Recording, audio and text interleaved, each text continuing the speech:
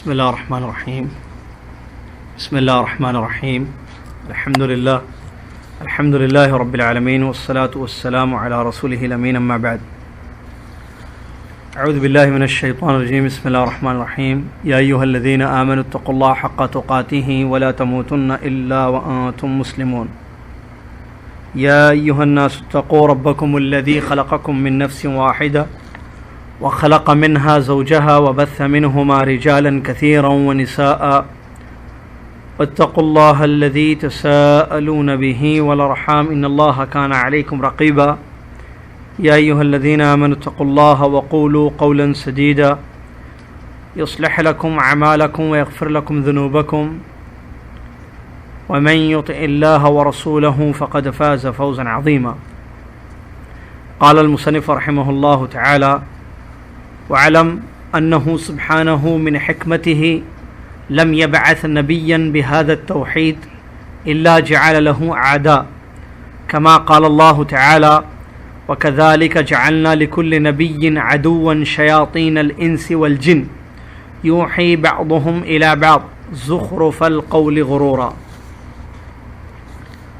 وقد يكون لأعداء التوحيد علوم كثيرة وكتب وحجج، كما قال الله تعالى: فلما جاءتهم رسلهم بالبينات فرحوا بما عندهم من العلم. إذا عرفت ذلك وعرفت أن الطريق إلى الله لا بد له من أعداء قاعدين عليه أهل فصاحة وعلم وحجج، فالواجب عليك أن تتعلم من دين الله ما يصير لك سلاحا تقاتل به هؤلاء الشياطين الذين قال إمامهم ومقدمهم لربك عز وجل: لأقعدن لهم صراطك المستقيم ثم لآتينهم من بين أيديهم ومن خلفهم وعن أيمانهم وعن شمائلهم ولا تجد أكثرهم شاكرين. برادران اسلام، معزز سامعین، اسلامی ماں اور بہنوں، تمام تعریفیں اللہ پاک کے لیے ہے، اس لیے کہ وہ ہم سب کا رب اور خالق ہے اور تعریف کا حق رکھتا ہے، جو ہمارے لیے دین اتارا، جس نے ہمارے لیے دین اتارا اور نبی علیہ الصلوۃ والسلام کو مبعوث کیا تاکہ وہ ہم کو ہمارا دین سمجھائیں۔ سبحان اللہ بحمدہ، سبحان اللہ العظیم۔ اس کے بعد بے پناہ بے حد و حساب درود و سلام ہو پیارے نبی محمد مصطفیٰ صلی اللہ علیہ وسلم کی ذات گرامی پر، جنہوں نے ہم تک اللہ کی توحید پہنچائی اور علم دیا اور شرک و بدعت سے منع کیا اور ایک ضابطۂ حیات دے گئے، مکمل دین پہنچا گئے۔ اللہم صلی علی محمد وعلی آل محمد کما صلیت علی ابراہیم وعلی آل ابراہیم انک حمید مجید۔ اللہم بارک علی محمد وعلی آل محمد کما بارکت علی ابراہیم وعلی آل ابراہیم انک حمید مجید۔ جیسا کہ آپ جانتے ہیں، کشف الشبہات کا درس چل رہا ہے اور پچھلے درس میں بات یہاں آ کر رکی تھی کہ مشرکین کس طریقے سے وسیلے لگا کر بزرگوں کے، نیک لوگوں کے اللہ کے ساتھ شرک کرتے ہیں، اور وہ یہ سمجھتے ہیں کہ ان کے ذریعے وہ اللہ کا تقرب حاصل کریں گے، حالانکہ ایسی بات نہیں ہے۔ تو جب ہم یہ سب پڑھتے ہیں، جیسا کہ ہم نے پڑھا، تو ہم کو ایک طرف خوشی بھی ہوئی، ایک طرف ڈر بھی ہوا۔ دو فائدے ہوئے، جیسا کہ اس سے پہلے درس میں ذکر کیا گیا ہے۔ ایک خوشی اس بات پر کہ الحمدللہ اللہ نے ہم کو صحیح دین پر رکھا ہے، صحیح توحید پر رکھا ہے اور شرک سے ہم کو دور رکھا ہے، تو یہ اللہ کی نعمت ہے، اللہ کا فضل ہے ہم پر۔ تو انسان کو چاہیے کہ وہ اللہ کی اس فضل پر خوش ہو جائے۔ اور ڈر کس لیے؟ دوسرا فائدہ کہ وہ ڈر اس لیے کہ یہ مشرکین اپنی زبان سے ایسے جملے ان لوگوں نے کہے جس کو ان لوگوں نے معمولی سمجھا، بلکہ ان لوگوں نے یہ سمجھا کہ یہ ہم اچھا کہہ رہے ہیں، یہ اللہ کے قریب ہم کو کر دے گا۔ جیسا کہ وہ یہ کہتے تھے کہ یہ ہمارے شفعاء ہیں، یہ بزرگان دین سفارشی ہیں ہمارے، اور ہم ان کے ذریعے اللہ تک پہنچیں گے۔ یہ سب انہوں نے جملے کہے، تو ان کو نہیں پتا کہ اس کی وجہ سے وہ لوگ اسلام سے باہر چلے گئے، اس کی وجہ سے وہ کافر ہو گئے اور جہنم کے راستے پر چلے گئے۔ تو یہاں ہم کو یہ ڈر کا فائدہ ملتا ہے کہ ہم کو ڈرنا چاہیے کہ ہم بھی اپنے آپ پر کنٹرول رکھیں اور کوئی قول یا فعل ایسا نہ نکالیں کہ جس کی وجہ سے ہم بھی جہنم کے راستے پر چلے جائیں، یعنی کفریہ جملہ یا کفری عمل. تو یہ ڈر انسان کو ہوتا ہے ان باتوں سے جو پچھلے درس میں بتائے گئے. آئیے آگے بڑا اہم نقطہ بتاتے ہوئے امام مصنف رحمۃ اللہ علیہ بیان کرتے ہیں. میرے بھائی جان لو اس بات کو بھی اچھی طریقے سے کہ اللہ سبحانہ و تعالیٰ کی یہ حکمت رہی ہے کہ اس نے کسی بھی نبی کو توحید دے کر جو بھیجا، بلکہ ہر نبی کو اللہ نے توحید دے کر بھیجا، ہر نبی کو توحید دے کر بھیجا. جیسا کہ اس سے پہلے درست میں یہ بات آ گئی. تو بتاتے ہیں یہاں پر کہ اللہ کی یہ حکمت رہی ہے کہ ہر نبی کہ جس کو توحید دے کر مبعوث کیا گیا، اللہ نے نبی کے دشمنوں کو بھی رکھا. ہر نبی کے دشمن رہے ہیں. اللہ کی حکمت رہی ہے کہ اللہ نے دشمنوں کو بھی پیدا کیا، جیسا کہ اللہ تبارک و تعالیٰ سورہ انعام کی 112 نمبر والی آیت میں ارشاد فرماتا ہے وَكَذَلِكَ جَعَلْنَا لِكُلِّ نَبِيٍّ عَدُوًّا شَيَاطِينَ الْإِنسِ وَالْجِنِّ يُوحِي بَعْضُهُمْ إِلَىٰ بَعْضٍ زُخْرُفَ الْقَوْلِ غُرُورًا. یہ آیت دلیل ہے جس میں اللہ فرماتا ہے اسی طریقے سے ہم نے ہر نبی کے لیے دشمن رکھے. شیطان ہیں یہ دشمن رکھے، وہ انسانوں میں سے بھی جنوں میں سے بھی. اللہ نے ان دشمنوں کو کہا کہ شیطان ہیں، یہ شیاطین ہیں یہ لوگ، کیونکہ یہ لوگ اچھا کام نہیں کرتے ہیں، یہ لوگ دشمنی کرتے ہیں. تو اللہ نے پیدا کیا ہر نبی کے لیے دشمن، انسانوں میں سے اور جنوں میں سے، جو آپس میں ایک دوسرے کو غلط باتیں بتاتے ہیں. تو یہ مصنف رحمۃ اللہ علیہ نے اس آیت سے دلیل لے کر اس بات کو بیان کی، جو آیت کلیئر ہے بالکل، کہ اللہ تبارک و تعالیٰ کی حکمت رہی کہ ہر نبی کے دشمنوں کو اللہ نے پیدا کیا ہے. آپ چیک کیجئے اب اس بات کو. سب سے پہلے نبی، سب سے پہلے رسول نوح علیہ السلام، کیا ان کے دشمن تھے یا نہیں تھے قرآن کی آیتوں سے؟ جی ہاں. ان کی قوم میں سے اللہ نے ان لوگوں دشمنوں کو پیدا کیا جنہوں نے کیا کیا؟ نبی کی مخالفت کی، نبی کی مخالفت کی اور ان کے راستے کو روکنے کی کوشش کی، توحید کے خلاف کھڑے ہوئے. تو اللہ نے دشمن پیدا. اس کے بعد بھی دیکھیے تمام انبیاء کی زندگیوں میں ابراہیم علیہ السلام بہت بڑے پیغمبر گزرے ہیں جنہوں نے کعبہ کی تعمیر کی. کیا ان کے دشمن تھے یا نہیں تھے؟ تھے. موسیٰ علیہ السلام کا دشمن تھا یا نہیں تھا فرعون اور اس کی قوم؟ عیسیٰ علیہ السلام کے دشمن بالکل رہے. سلیمان علیہ السلام، داؤد، زکریا، یحییٰ، تمام، حتیٰ کہ چلتے چلتے آخری نبی جو ہمارے پیغمبر ہیں، جو سید الرسل ہیں محمد مصطفیٰ صلی اللہ علیہ وسلم، ان کی بھی زندگی کا مطالعہ کیجئے تو آپ کو معلوم ہوگا کہ بڑے خطرناک ان کے بھی مکہ میں دشمن تھے. قریش، معلوم مشرکین مکہ جنہوں نے مختلف قسم کی سازشیں کی ان کی دعوت کو رکانے کے لیے. تو یہ اللہ کی حکمت ہے، اللہ نے رکھا ہے نا دشمن. دوست اللہ جس طریقے سے اللہ نے ہر نبی کے لیے دشمن پیدا کیے، اسی طریقے سے ہر نبی کے تائید کرنے والے حواریوں کو بھی اللہ نے رکھا ہے. ضرور کوئی نبی ایسے نہیں گزرے ہیں کہ جن کا ساتھ کسی نے نہیں دیا ہو، سب.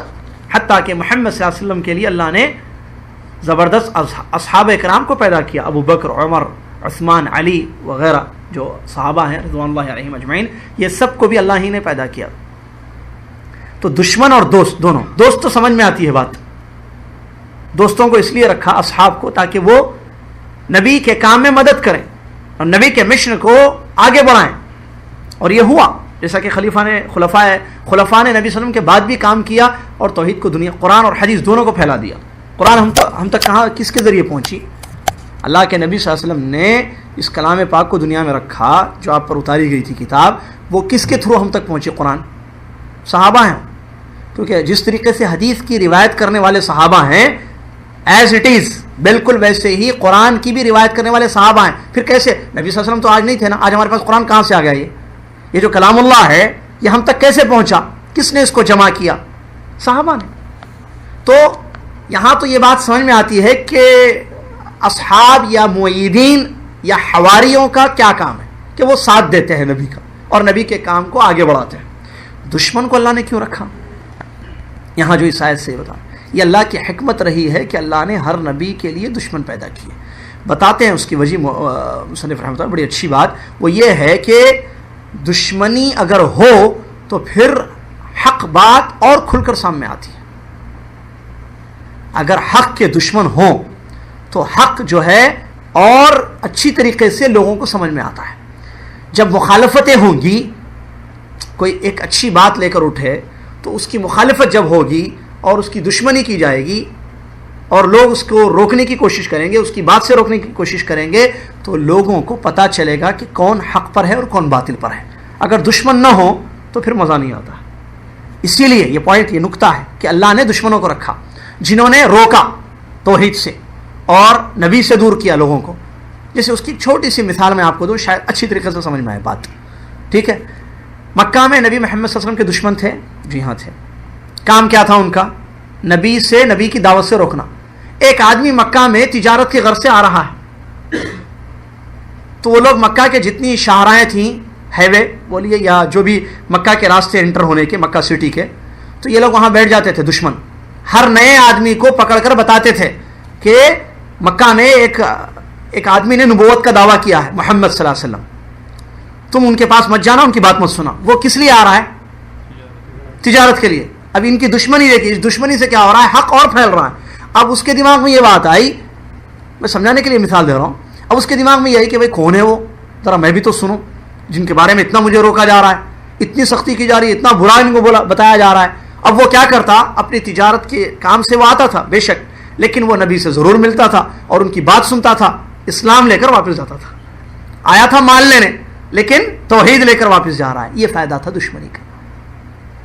تو یہ پوائنٹ ہے، یہ جب کبھی، حتیٰ کہ آج بھی آپ چیک کریں، جو بھی حق کے خلاف رہیں گے تو ظاہر بات ہے حق اور نکھرے گا، ہر حق اور ابھرے گا، کیونکہ جب مخالفت ہوگی تو لوگ اس کو بھی پتہ لگائیں گے۔ لوگوں میں انسانی فطرت ہے، آپ کسی چیز سے روکیں تو اس کو معلوم کرنے کی ایک طلب انسان کے اندر ہوتی ہے۔ کسی سے دور رہنے کے لیے کہیں تو اس کے قریب جا کر پتہ تو چلے کہ یہ کس سے مجھے روکا جا رہا ہے۔ ایک انسان کی ایک فطرت ہوتی ہے۔ بہرحال میرے خیال سے بات سمجھ میں آ رہی ہے آپ کو۔ تو یہ نقطہ ہے، یہ وجہ ہے کہ اللہ تبارک و تعالیٰ نے ہر نبی کے پیچھے دشمن کو بھی رکھے، ہر نبی کے پیچھے دشمنوں کو رکھا تاکہ حق واضح طور پر لوگوں کو سمجھ میں آ جائے۔ اور ایک بات یہ بھی بتاتے ہیں، جب مخالفتیں ہوں گی تو پھر حق کی جو دلیلیں ہوں گی وہ زیادہ مضبوط ہو جائیں گی۔ مخالفت ہوگی تو وہ اپنی الٹی سیدھی باتوں سے، ہیر پھیر سے لوگوں کو حق سے دور کرنے کی کوشش کرے گا۔ تو حق کیا کرے گا؟ یا حق پر رہنے والے دلیل دیں گے لوگوں کو دلیل دے کر حق سمجھائیں گے کہ بھئی ہم جو کہہ رہے ہیں یہ توحید یہی صحیح ہے، شرک غلط ہے، کیوں غلط ہے؟ تو وہ دلیل دے کر سمجھائیں گے لوگوں کو۔ تو اس میں جو ہے قوت ہوگی، اس میں دلیل جب دی جائے گی، لوگوں کو پروف کے ذریعے اور دلائل کے ذریعے باتوں کو سمجھایا جائے گا تو اس میں پاور آئے گا، اس میں قوت آئے گی، اس میں طاقت آئے گی۔ یہ بھی ایک وجہ ہے کہ اللہ تبارک و تعالیٰ نے ہر نبی کے پیچھے دشمنوں کو رکھا ہے۔ اور جس طریقے سے انبیاء کے دشمن رہے ہیں اسی طریقے سے ان کے فالوورز کے بھی دشمن رہے ہیں۔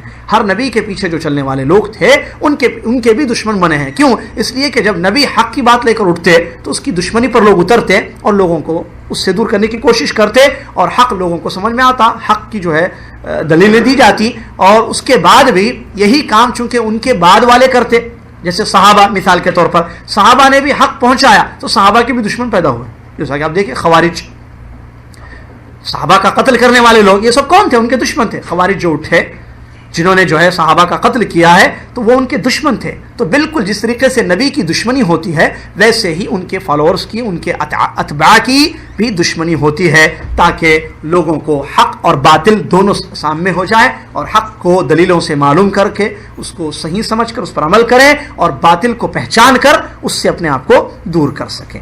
اور شرح میں ایک بات یہ بھی بتائی گئی ہے کہ جتنے بھی دشمن رہے ہیں ان کی دو راستے ان کے رہے ہیں جس سے وہ لوگ اپنی دشمنی کو لوگوں کے سامنے رکھا، یا حق سے روکنے کی کوشش جو دشمنوں نے کی، وہ جو کوشش رہی ان کی دو راستوں سے، دو طریقوں سے۔ ایک ہے تشکیک، ڈاؤٹ، تشکیک یعنی شک، کہ شک ڈالنا ایک کام رہا ہے۔ دوسرا سرکشی، ان کے خلاف جانا، ان کے خلاف بھڑکانا، لوگوں کو ان کے خلاف بھڑکانا۔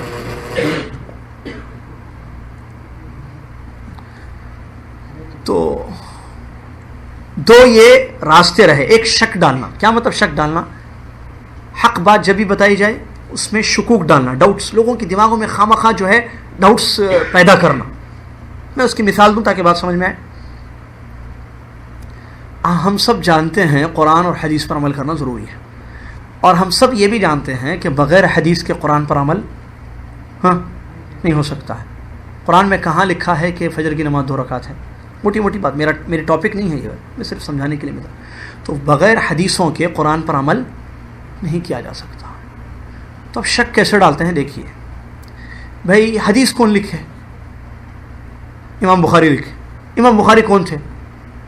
ایک انسان تھے، انسان بھولتا بھی ہے، اور آپ کو پتہ یاد ہے یا نہ یاد ہے، ایک ایسے ہی آدمی یہاں بھی آیا تھا جس نے شک ڈالا تھا، اور وہ درس چل رہا تھا فرشتوں کے بارے میں۔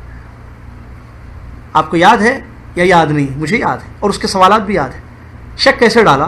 صحیح حدیث میں نے پیش کی، پہلا سوال اس نے کیا مجھ سے، یہاں بیٹھا تھا، اس نے مجھ سے پہلا سوال کیا کہ آپ نے حدیث پیش کی بخاری کی کہ رسول اللہ صلی اللہ علیہ وسلم نے جبرائیل علیہ السلام کو 600 پر میں دیکھا ہے، کیا ہو سکتا ہے؟ دیکھیں شک سننے والوں کے دماغوں میں، حالانکہ حدیث صحیح ہے، خلاص کوئی اور بات نہیں، بخاری کی حدیث ہے، رسول اللہ نے فرما دیا 600 پر کو دیکھا ہے، ختم۔ کیا شک ڈالا دماغوں میں کہ کیا ایسے تصور ہو سکتا ہے کہ ایک فرشتے کے 600 پر ہوں اور لمبے لمبے پر، اور وہ آسمان زمین کے بیچ میں بیٹھے ہوں؟ یہ کیسے ہو سکتا ہے؟ یہ کیسے عقل میں بات آئے گی؟ ڈاؤٹ۔ دوسرا ڈالا کہ قرآن میں اللہ نے کہا فرشتوں کے 2 پر ہیں، 3 ہیں، 4 ہیں، اور حدیث میں 600 ہے، یہ ہے شک۔ اور جو دشمن ڈالتے ہیں، نبی صلی اللہ علیہ وسلم جو ہے 4 سے زیادہ شادیاں کی ہیں، اور امتیوں کو جو ہے 4 کی اجازت ہے۔ نبی صلی اللہ علیہ وسلم روزے کی حالت میں اپنی بیوی کو بوسہ دے کر جا رہے ہیں، حدیثوں سے مٹانے، یہ ہے ڈاؤٹ سے ڈالنا لوگ خامخواہ، ارے ہو یہ کیا ہے؟ شک کرنا، دین میں شک کرنا، صحیح حدیثوں پر شک کرنا، قرآن کی آیتوں پر شک کرنا، یہ دشمنوں کی چال رہی ہے۔ حق سے روکنے کے لیے شکوک پیدا کرنا، ڈاؤٹس ڈالنا دماغوں میں لوگوں کی، ایک، اور دوسری سرکشی، دوسرا راستہ ان کا خلاف بھڑکانا، لوگوں کو پورا سازشیں کرنا، ان سے دور رکھنے کی، ان کی دعوت سے روکنے کی، یہ بھی دوسری چال رہی ہے۔ ان 2 چالوں کو یوز کرتے ہوئے دشمنوں نے کام کیا ہے، اور آج بھی اس طریقے سے کام کیا جا رہا ہے۔ تو اللہ تبارک و تعالیٰ نے قرآن کی آیت میں اس بات کو بیان کیا، سورہ فرقان کی، جہاں یہ ابھی جو میں نے آیت پڑھی سورہ انعام کی تھی، جہاں صرف یہ نیوز اللہ نے دی ہے کہ ہم نے ہر نبی، دیکھیں وَكَذَلِكَ جَعَلْنَا لِكُلِّ نَبِيٍّ عَدُوًّا شَيَاطِينَ الْإِنسِ مِنَ الْجِنِّ، ہم نے ہر نبی کے دشمن رکھے شیطانوں کو، جو انسانوں میں سے بھی کچھ شیطان ہیں جو دشمن ہیں، اور کچھ جنوں میں سے شیطان ہیں جو دشمن ہیں نبی کے۔ تو یہ بات سورہ انعام میں ہے۔ دوسری ایک آیت ہے سورہ فرقان کی 31 نمبر والی، وہاں اللہ نے یہ بات بیان کی ہے کہ ہم آپ کے مددگار ہوں گے۔ ہم نے نبیوں کے ساتھ دشمنوں کو بھی رکھا، لیکن ویسے چھوڑ نہیں دیا دشمنوں کو پیدا کر کے، بلکہ ہم نبی کی مدد بھی کرتے ہیں۔ دیکھیے کیسی پیاری بات اللہ تبارک و تعالیٰ بیان فرماتا ہے، وَكَذَلِكَ جَعَلْنَا لِكُلِّ نَبِيٍّ عَدُوًّا مِنَ الْمُجْرِمِينَ وَكَفَىٰ بِرَبِّكَ هَادِيًا وَنَصِيرًا۔ بہت زبردست آیت ہے سورہ فرقان 31 نمبر والی آیت۔ اللہ فرماتا ہے اسی طریقے سے ہر نبی کے لیے ہم نے مجرموں میں سے دشمنوں کو رکھا، یہاں مجرم کا لفظ استعمال کیا ہے سورہ فرقان۔ مجرم ہوتے ہیں وہ لوگ جو دشمن ہوتے ہیں، تو ہر نبی کے لیے ہم نے دشمن رکھے ہیں۔ اللہ کہہ رہا ہے وَكَفَىٰ بِرَبِّكَ هَادِيًا وَنَصِيرًا، اور اے نبی محمد صلی اللہ علیہ وسلم آپ کا رب سیدھا راستہ دکھانے کے لیے اور مدد کرنے کے لیے کافی، سیدھا راستہ دکھانے کے لیے، ہدایت کے لیے اور مدد کے لیے کافی ہے۔ اب یہاں دیکھیے کیا پیاری بات یہ بیان کرتے ہیں کہ ابھی تھوڑی دیر پہلے بیان کیا گیا کہ دشمنی جو کی گئی 2 راستوں سے، ایک شک ڈالنا، تو شک ڈالنے کی جہاں بات، تو اللہ نے کیا کہا؟ ہادیہ، اللہ آپ کے لیے ہادی ہے، یعنی ہدایت۔ جب وہ شک ڈالیں گے تو آپ کو سیدھا راستہ مل جائے گا، سیدھا راستہ اللہ دکھائے گا آپ کو۔ وہ ڈاؤٹس پیش کریں گے نا، جسے انہوں نے کفار مکہ نے ایک ڈاؤٹ پیش کیا تھا۔ میں اس کی زبردست مثال دیتا ہوں تاکہ سمجھ میں آئے۔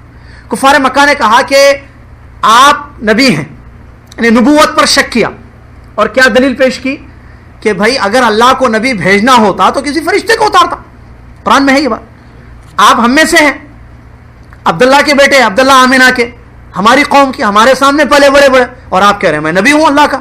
اللہ کو اگر بھیجنا ہی ہوتا کسی نبی کو تو اللہ کیا کرتا؟ کسی فرشتے کو اتارتا تھا۔ آپ کو انسان کو آپ کھاتے ہیں، پھر بازار میں جاتے ہیں، یاکل الطعام ویمشی فی الاسواق، تو آپ کیسے نبی ہیں؟ آپ تو انسان ہیں ہمارے۔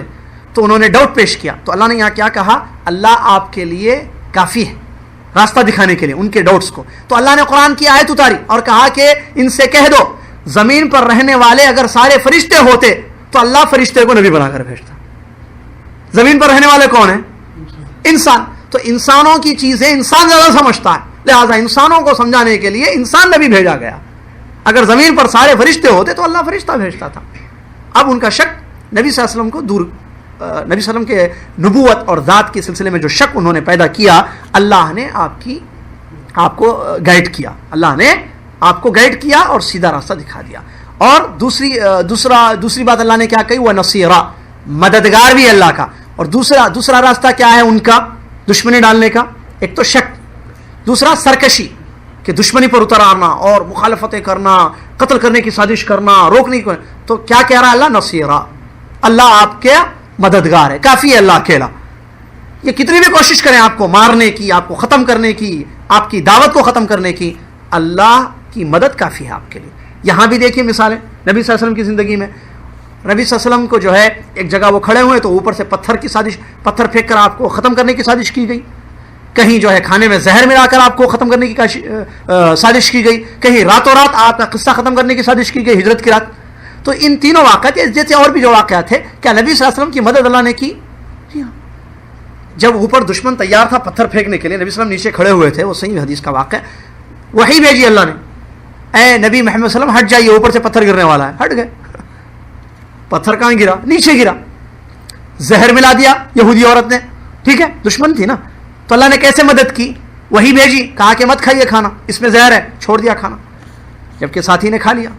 رات میں سو رہے تھے, نبی صلی اللہ علیہ وسلم کو جانا تھا, دشمن پورے دروازے پہ کھڑے ہوئے ہیں, ختم, جیسے نکلیں گے مار دیں گے, آنکھوں کے سامنے سے نکل کر جا رہے ہیں اور ان کو نظر نہیں آ رہا ہے. اللہ نے کیسے مدد کی, بچا لی.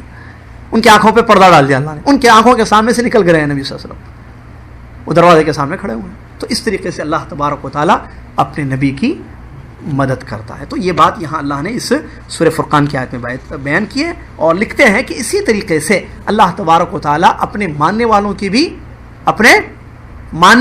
بھی یا کہ نبی کے طریقے پر چلنے والوں کی بھی مدد کرتا ہے. آپ توحید کی دعوت لے کر اٹھیے, آپ کی مخالفت ضرور کی جائے گی. یہ بھول جائیے کہ آپ جو ہے توحید کی باتیں خاندان میں ہو یا محلے میں ہو یا کہیں بھی جا کر توحید بولیں گے, لوگوں کو شرک سے درگاہ سے روکیں گے تو خاموش بیٹھ کر لوگ سب اچھا مول صاحب بہت اچھی باتیں ہیں ماشاءاللہ, آپ کے کتنے پیارے پیارے باتیں ہیں, سارے لوگ شرک سے توبہ کر کے سیدھے توحید پر آ جائیں گے. نہیں, سازشیں ہوں گی, سرکشیاں ہوں گی, آپ کو ختم کرنے کی سازش کی جائے گی, اور آپ کی ذات پر, آپ کی دعوت پر شکوک ڈالے جائیں گے.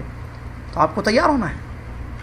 اور اللہ کی مدد ہوتی ہے, نو ڈاؤٹ, اللہ کی مدد ہوتی ہے. آپ چیک کیجئے, ہم بھی کیے ہیں, تجربے ہیں الحمدللہ. آج بھی کوئی بھی اگر توحید کی دعوت لے کر اٹھتا ہے تیاری کے ساتھ, آگے بات اہم آ رہی ہے وہ, تو اس کی مخالفت جب کی گئی ہے تو الحمدللہ غیب سے اللہ نے مدد بھی کی. کتنے ایسے توحید کے راستے پر بلانے والے اٹھے تھے اور بلائے بھی, اور پورے لوگ تیار ہو گئے کہ ان کو قتل کر دیں گے, لیکن اللہ نے ان کو بچا لیا, نکل کر چلے گئے. حیدرآباد کے واقعات, ایک بیچارہ جو ہے پورے قبر پرستوں کے سامنے کھڑے ہو کر, اللہ جزائے خیر دے, ان کو ہمارے ساتھی ہیں, وہ توحید سمجھا رہے تھے, سب پتھر لے لیے. اب وہ توحید سمجھاتے چیک کر رہے ہیں کہ راستہ کس طرف ہے بھاگنے کے لیے. جہاں بیٹھ کر وہ توحید کی باتیں کر رہے تھے, ان کو پتا تھا میں بولوں گا یہ لوگ ماریں گے مجھے. تو پہلے ہی سے درس کے دوران, جیسے انہوں نے مجھے بیان کیا, درس کے دوران انہوں نے جو ہے ادھر ادھر دیکھتے ہوئے درس کے دوران چیک کیا کہ بھاگنا کہاں سے ہے, کیونکہ درس ختم ہوتے مار پڑے گی. تو درس ختم ہوا, مارنا شروع کیا, وہ راستہ مل گیا تھا, ایک گلی جس سے بھاگنا تھا ان کو اولڈ سٹی میں, تو وہ گلی سے وہ نکل کر بھاگ گئے. الحمدللہ بچ گئے, اللہ نے بچا لیا. تو ایسے واقعات ہیں الحمدللہ, بہت سارے ہیں. تو اللہ تبارک و تعالیٰ اس طریقے سے مدد کرتا ہے. اور دشمنی ضرور ہوگی, رکاوٹ ضرور ہوگی, مخالفتیں ضرور. بھائی وہ حق ہی کیا جس کی مخالفت نہ ہو. آپ سچی بات کریں اور لوگ آپ کو نہ روکیں تو پھر آپ کی سچی بات کا مزہ کیسے آئے گا, لوگ پتہ کیسے چلے گا لوگوں کو, سمجھ رہے ہیں. لہٰذا مخالفت سے ڈرنا نہیں, سازشوں سے گھبرانا نہیں. اگر آپ حق پر ہیں تو آپ کام کیجیے, آپ کو فکر, اللہ آپ کی مدد کرے گا. پوری دنیا مل کر بھی کوشش کرے آپ کے راستے سے روکنے کی, کوئی نہیں کرے. اللہ راستہ دکھانے والا اور غیب سے مدد کرنے والا ہے. لیکن ایک بات یہ ضروری ہے کہ آپ ہتھیار سے کام کریں. ہتھیار, آپ کے پاس ہتھیار ہو, علم ہو آپ کے پاس, آپ بلانے کے لیے اٹھے ہیں, آپ کام کر رہے ہیں دین کا, اور آپ کے پاس اگر دو چیزیں نہ ہو تو آپ کو نقصان ہوگا. پھر ایک علم، آپ کی جو باتیں ہیں وہ آپ کیسے لوگوں کو سمجھائیں گے دلیلوں کی روشنی میں. آپ کہہ رہے ہیں کہ بھائی سجدہ صرف اللہ کو کرنا ہے، تو اس پر آپ تیاری بھی کر لیں کہ سجدہ کیوں صرف اللہ کو کرنا ہے. اس لیے کہ اللہ کا حکم ہے، اس لیے کہ حدیث میں ہے، اس لیے کہ قرآن میں ہے، اللہ ہی نے پیدا وغیرہ دلیلیں. یعنی جس کو کہتے ہیں ہتھیار. ایک آدمی میدان جنگ میں لڑنے کے لیے جائے ایسے ہی چلا جائے گا؟ نہیں، دو ضرور کام کرے گا وہ. ایک تو دشمنوں کو مارنے کا آلہ یوز کرے گا، اور دشمنوں کے مار سے اپنے آپ کو بچانے کا آلہ بھی یوز کرے گا. دونوں چیزیں، ورنہ وہ ایسے ہی جائے گا تو سر قلم کر دیں گے اس کو. تو آپ جب دین کا کام کرنے کے لیے اٹھیں تو ضروری ہے دو چیزیں آپ کے پاس ہوں. ایک علم ہو آپ کے پاس. بغیر علم کے کیسی تبلیغ، بغیر علم کے کیسی دعوت؟ آپ کہہ رہے ہیں کہ یہ سنت کا طریقہ ہے، یہ صحیح ہے، یہ حق ہے، یہ توحید ہے، یہ سنت ہے. تو توحید اور سنت کا علم بھی ہونا آپ کو علم ہی نہیں ہے، آپ اٹھے ہیں، غلط ہے. قرآن نے کہا اِلَّا الَّذِينَ آمَنُوا وَعَمِلُوا الصَّالِحَاتِ وَتَوَاصَوْا بِالْحَقِّ وَتَوَاصَوْا بِالصَّبْرِ. آپ کو یاد ہے پچھلی کتاب کا درس، علم، عمل، تبلیغ، صبر. تو دعوت تبلیغ سے پہلے علم اور عمل ضروری ہے. بغیر علم کے آپ کام نہیں کر سکتے ہیں. اب بتائیے بھائی، کام کرنے کا مطلب بلانا کسی، تو آپ کو معلوم ہی نہیں ہے آپ کہاں بلا رہے ہیں، تو کیسے بلائیں گے؟ آپ جہالت کی بیس پر بلائیں گے، ہے نا. جب جہالت کی بیس پر آپ بلائیں گے تو لوگ کیسے عمل کریں گے؟ لوگوں کو کیسے مطمئن کریں گے؟ آپ سیٹسفائی کیسے کریں گے؟ کیونکہ آپ کو خود ڈاؤٹ ہے، آپ کو خود معلوم نہیں ہے. تو انسان جب بلائے تو ضروری ہے کہ اس کے پاس ایک علم ہو کہ یہ میں کہہ رہا ہوں کہ اس راستے پر چلیں آپ، اور یہ راستہ صحیح راستہ ہے. تو آپ کو خود معلوم ہونا ضروری ہے کہ یہ صحیح راستہ ہے. ٹھیک ہے. اور اس سے پہلے یہ دوسری بات ہو چکی ہے. دوسری ضروری چیز آپ کے پاس ہو، دوسرا ہتھیار آپ کا کیا ہے؟ سامنے والے کے ڈاؤٹس، جو دشمن ہے آپ کا، اس کی کیا دلیلیں ہیں؟ اس کی کیا دلیلیں ہیں؟ اس کے پاس کون سی کتابیں ہیں؟ وہ کیا کہہ رہا ہے؟ وہ اپنے باطل کو جو سمجھا رہا ہے لوگوں کو، تو وہ آپ کو معلوم ہونا ضروری ہے تاکہ آپ اس کا رد کر سکیں، ڈیفینس آپ اس کو غلط ثابت کر سکیں. اگر صرف آپ کے پاس علم ہے اور سامنے والے کا علم آپ کے پاس نہیں ہے، جو غلط علم ہے اس کے پاس، سامنے والے کے پاس غلط علم ہے، جیسے وہ کہہ رہا ہے نہیں درگاہ کو سجدہ کرنا، مثال سجدے کے لیتے ہیں، آپ کہہ رہے ہیں اللہ کو سجدہ کرنا، وہ کہہ رہا ہے نہیں بزرگ کی مزار پر بھی سجدہ کرنا. ٹھیک ہے. اب دو ہیں، آپ حق بات بتا رہے ہیں، وہ باطل کی طرف بلا رہا ہے لوگوں کو. تو آپ کے پاس یہ دلیل ہونا کہ سجدہ کیوں اللہ کو کرنا، صرف اللہ کو کیوں سجدہ کرنا، کیوں غیر اللہ کو نہیں کرنا، یہ آپ کے پاس دلیلیں ہوں. رائٹ. اب آپ اس کی بات جو وہ یہ کہہ رہا ہے کہ بزرگ کو بھی سجدہ کرنا، اس لیے کہ قرآن میں آیا ہے، حدیث میں آیا، وہ اپنی غلط علم کے ذریعے لوگوں کو بتا رہا ہے یا آپ کے سامنے باتیں کر رہا ہے. تو اس کا رد کریں. رد سمجھتے ہیں؟ اس کو غلط ثابت کرنا کہ نہیں تم غلط بتا رہے ہو، ایسے نہیں ہے یہ آیت کا مطلب، یہ حدیث کا مفہوم ایسے نہیں ہے. تو یہ بھی آپ کے پاس ہونا ضروری ہے. یہی بات بتاتے ہیں، سنیے، بتاتے ہیں مصنف رحمۃ اللہ علیہ اگلی صفحات میں، وقد يكون لأعداء التوحید علوم كثيرة وكتب وحجج. اور یہ ہو سکتا ہے کہ توحید کے دشمنوں کے پاس بہت زیادہ علم ہو اور بہت زیادہ دلیلیں ہوں، بہت زیادہ کتابیں ہوں. علم اور کتابیں اور دلیلیں ہیں، یہ ہو سکتا ہے. کیوں؟ اس لیے کہ قرآن کی آیت سے یہ بات ثابت ہے. اللہ تبارک و تعالی ارشاد فرماتا ہے فَلَمَّا جَاءَتْهُمْ رُسُلُهُمْ بِالْبَيِّنَاتِ فَرِحُوا بِمَا عِندَهُمْ مِنَ الْعِلْمِ. سنیے آیت. اللہ فرماتا ہے جب انسانوں لوگوں کے پاس رسول دلیلیں لے کر آئے، بینات یعنی واضح دلیلیں، کلیئر دلیل، بھائی اللہ ایک ہے، وہی خالق ہے، تو اب عبادت بھی اسی کی کرو، اس کی دلیلیں لے کر رسول آئے قوم کے پاس. تو کیا کیا قوم نے؟ فرحوا بما عندهم من العلم. ان کے پاس جو علم تھا اس پر وہ بہت خوش ہو گئے.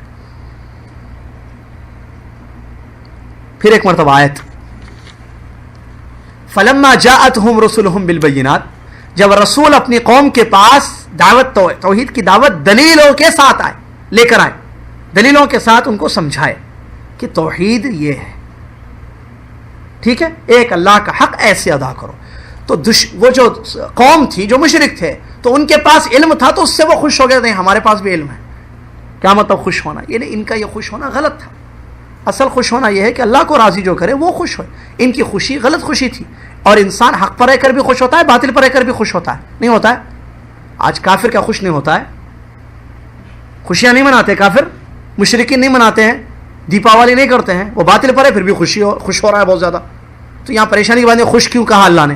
اللہ نے خوش اس لیے کہا کہ وہ باطل پر رہ کر یہ سمجھ رہا ہے کہ میں بہت صحیح ہوں, بہت خوش ہو رہا ہے, حالانکہ اس کی خوشی غلط ہے. اور علم بھی ہے, اللہ نے کہا ان کے پاس علم تھا, اس علم پر وہ اکڑنے لگے اور خوش ہونے لگے. تو ان کا جو علم تھا وہ کیا صحیح علم تھا؟ جو شرک کا علم تھا ان کے پاس باطل علم. معلوم ہوا علم دو ہوتا ہے, ایک صحیح اور ایک غلط. باطل جیسے آپ دنیا میں دیکھیں, علم صحیح بھی ہے غلط بھی ہے. ایک آدمی آپ کو بتاتا ہے صحیح علم اور ایک آدمی آپ کو بتاتا ہے غلط علم. اس کی مثال کیسی دی جائے؟ ایک علم ہوتا ہے, کوئی بھی مثال لیں آپ سمجھنے کے لیے. ایک علم ہوتا ہے جس میں آپ کو صحیح طریقے سے کمانے کا راستہ بتایا جاتا ہے, ٹھیک ہے, ایسے کرنا, کمپیوٹر کورسز وغیرہ سمجھنے میں, موٹی مثال جو سمجھانے کی ضرورت. ایک علم ہوتا ہے جو چور راستے سے آپ حاصل کریں, کیسے پیسے چوری کرنا, وہ بھی علم ہے نا, کیسے لوٹنا اور کیسے غائب کرنا پیسہ, یہ بھی علم ہے, ٹھیک ہے. یا یہ چھوڑیں, انٹرنیٹ کے ذریعے علم دو ہوتا ہے. یہ مجھے سمجھانے کے لیے مثال دے رہا ہوں. ایک ہے صحیح علم, ایک ہے غلط علم. صحیح علم کی مثال شادی کی مثال لیتے ہیں.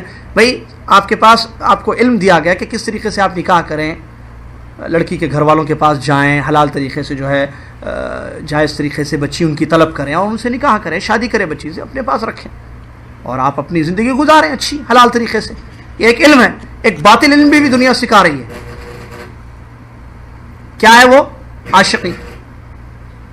باطل علم ہے, سکھایا جا رہا ہے کیسے لڑکی کو پٹانا, کیسے بچی کو اپنے فیور میں کرنا, اس کے بعد بھی جو ہے بچی کے ساتھ کیسے جو ہے زندگی بسر کرنا. ماں باپ کی رکاوٹ ہوگی تو اس میں کیا کرنا, پورا راستہ میڈیا بتا رہا ہے. نہیں بتا رہا ہے؟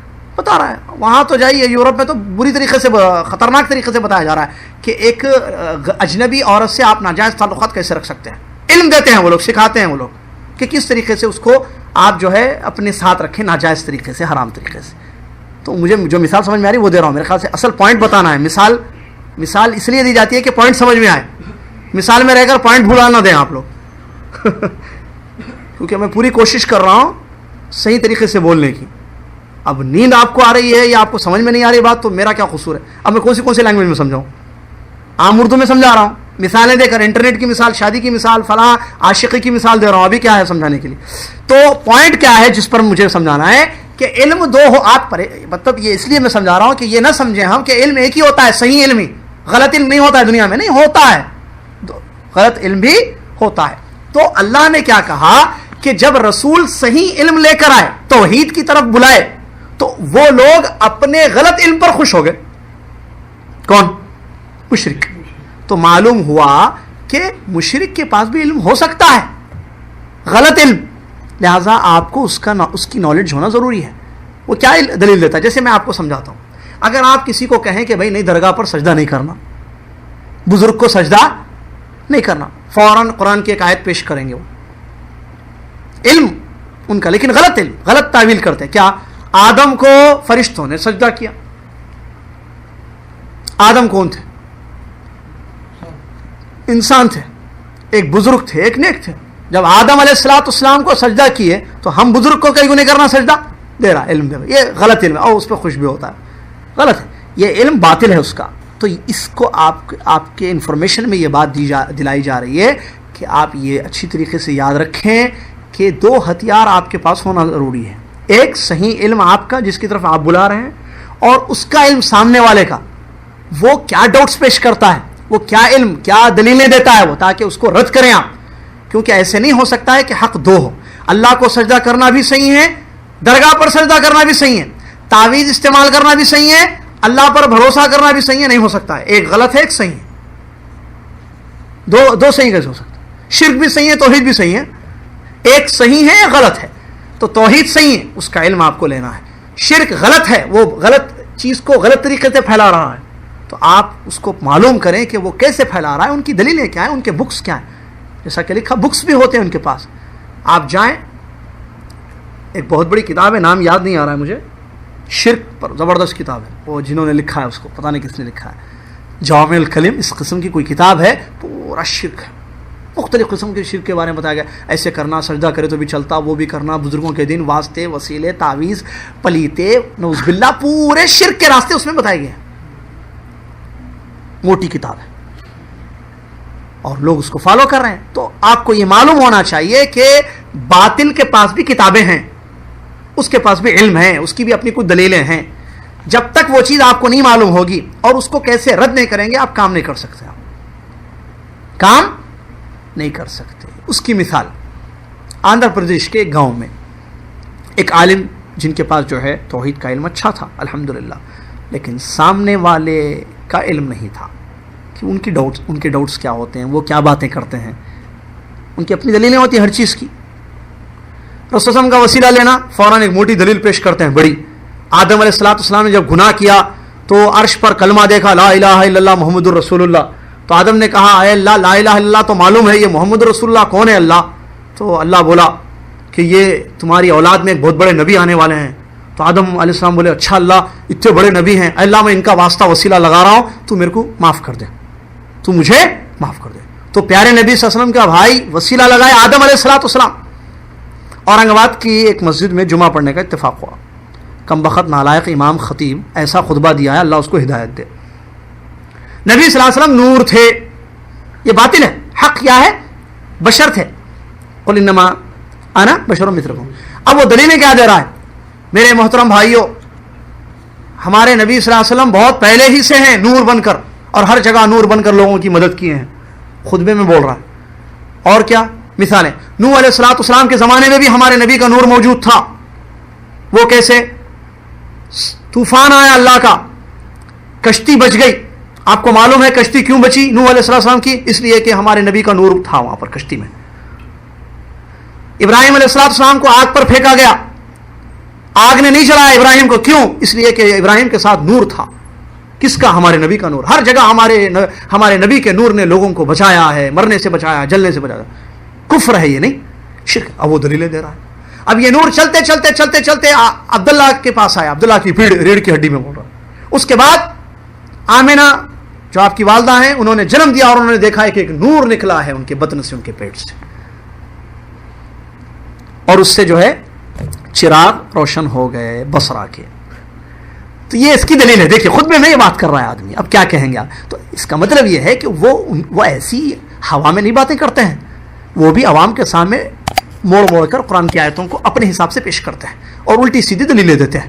آپ کو بڑی میں سے پانی نکالنا ہے, ان کی ایک موٹی دلیل دیتا ہوں میں کئی جگہ ملا تو مجھے 3 موٹی موٹی دلیلیں ملتی ہیں واسطے کے لیے. رسول کا راستہ, بزرگوں کا واسطہ لگانا ضروری ہے, اس کی ایک دلیل دیتے ہیں. آپ منسٹر صاحب کے پاس جانا ہے تو ڈائریکٹ جاتے کہ آپ MP MLA سے ملتے پہلے آپ.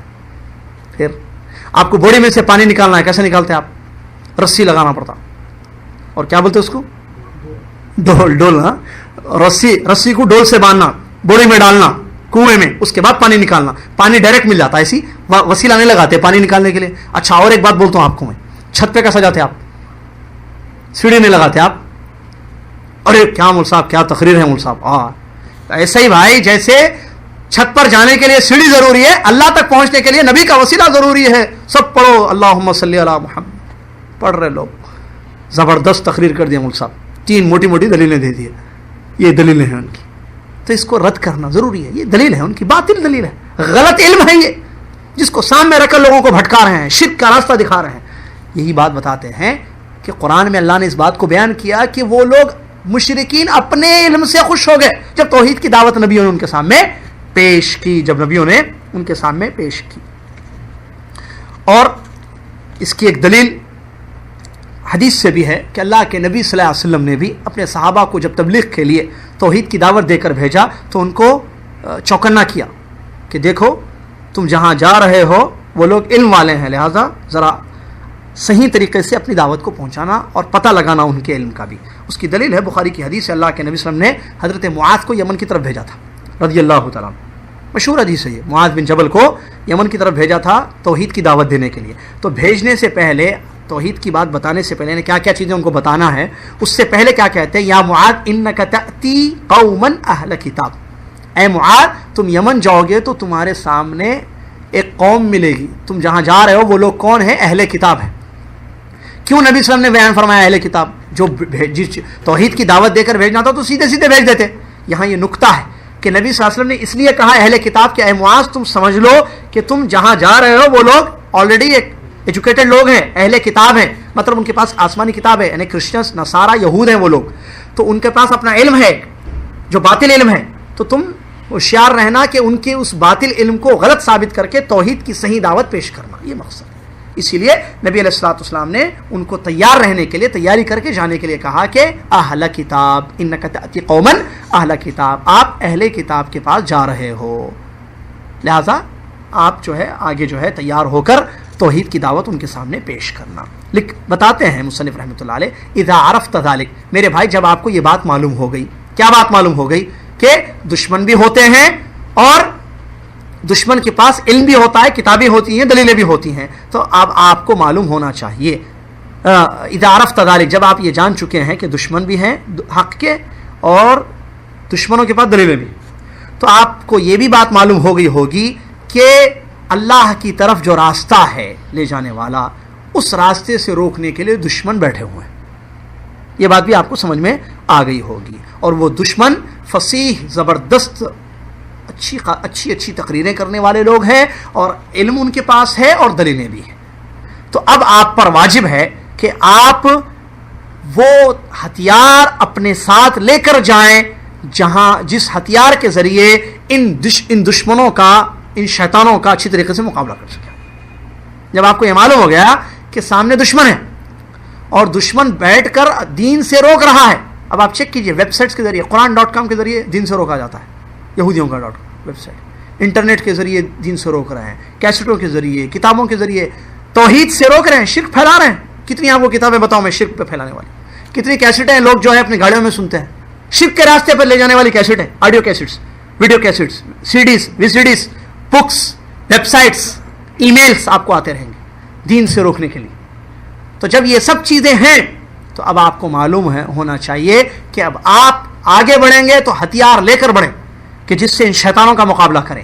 یہ لوگ جو ویب سائٹس کے ذریعے غلط تعویلوں کے ذریعے اور غلط دلیلوں سے امت کو شرک کا راستہ دکھا رہے ہیں، توحید سے روک رہے ہیں، تو آپ ان کو غلط ثابت کر کے صحیح راستہ لوگوں کو بتائیں.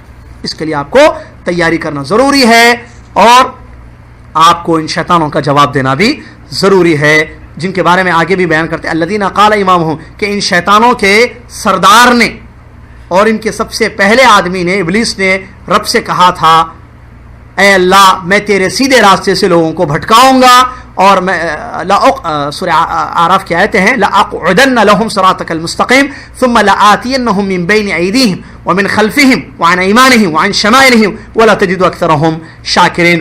ابلیس لعین نے، جو ان کا سردار ہے پہلا، اس نے کہا تھا کہ اے اللہ میں تیرے راستے سے، تیرے سیدھے راستے سے روکنے کے لیے بیٹھ جاؤں گا اور پوری کوشش کروں گا، پھر میں تیرے بندوں کے پاس سامنے سے، پیچھے سے، رائٹ سائڈ سے، لیفٹ سائڈ سے، ہر راستے سے آ کر ان کو تیرے راستے سے دور کر دوں گا، ان کو تیرے راستے سے بھٹکا دوں گا، توحید سے دور کر کے کفر اور شرک پر لگا دوں گا. وَلَا تَجِدُ أَكْثَرَهُمْ شَاكِرِينَ، اور اللہ تو دیکھے گا کہ تیرے اکثر بندے توحید پر نہیں ہوں گے، شکر نہیں کریں گے تیرا، بلکہ وہ میری باتوں میں آ کر بھٹک جائیں گے. یہ شیطان نے سب سے پہلے کہہ دیا ہے، اور یہ قرآن کی سورہ اعراف کی 16ویں 17ویں آیت ہے جس میں اس نے کہہ دیا. اب اس کے بعد کے لوگ بھی یہی کام کر رہے ہیں، آگے سے، پیچھے سے، سامنے سے، ہر اینگل سے، عالم کو اس کے طریقے سے، پڑھے لکھے کو اس کے طریقے سے، عورت کو اس کے جذبات کو مد نظر رکھتے ہوئے، اور پیسے والے کو اس کے طریقے سے، غریب کو اس کے طریقے سے، ہر طریقے سے شیطان. اور شیطان ایک تو جنوں کے شیطان ہیں جو ہم کو نظر نہیں آتے، ایک انسانوں میں جو شیطان ہے یہ بدماش لوگ ہیں،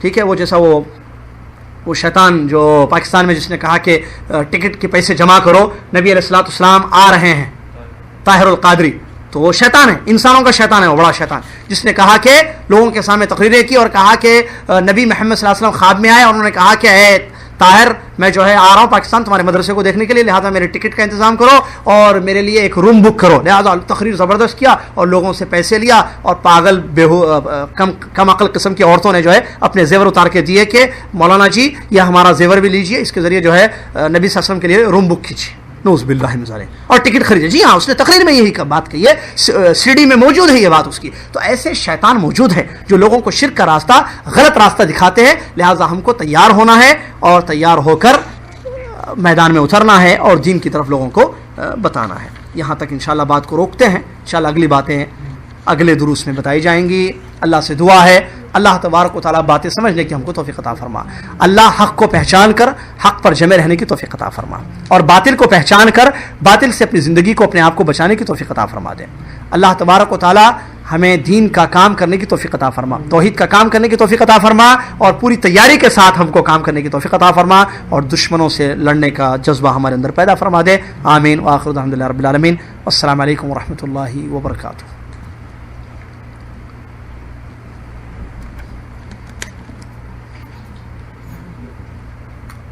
خاص سے سمجھ میں آ گیا نا درس؟